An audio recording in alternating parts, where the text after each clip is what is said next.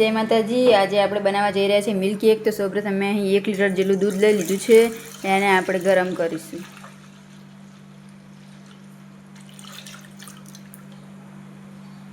સરખી રીતે હલાવતા હલાવતા ઉકાળશું, દૂધ અડધું ના થઈ જાય ત્યાં સુધી।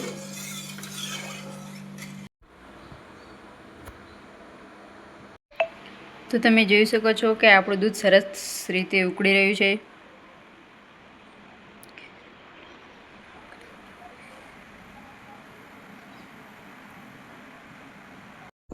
તો આપણે દૂધ સરખી રીતે ઉકળી ગયું છે, એમાં આપણે 1 વાટકી દેશી ગોળ એડ કરીશું, એટલે કોઈ ફૂડ કલરની જરૂર પડતી નથી અને આપણો કલર સરસ રીતે આવી જાય છે।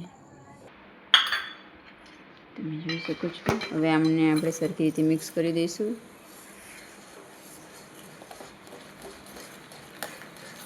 એટલે કલર આપોઆપ ચેન્જ થઈ જશે।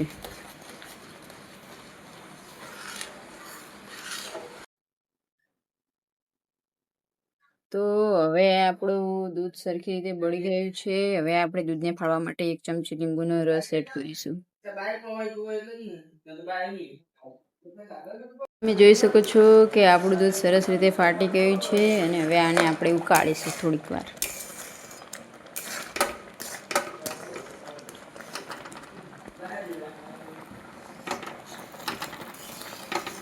તમે જોઈ શકો છો કે આપણી મિલ્ક કેક તૈયાર થઈ ગઈ છે અને ઘરમાં રહેલી 3 જ વસ્તુથી તૈયાર થઈ જાય છે। તમે પણ એકવાર જરૂરથી ટ્રાય કરજો।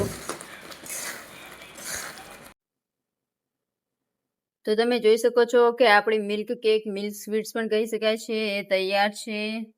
એકદમ બજાર જેવી તૈયાર થઈ છે। તમે જોઈશું ઘરે રહેલી 3 જ વસ્તુથી તૈયાર થઈ જાય છે। જોઈ શકો છો તમે।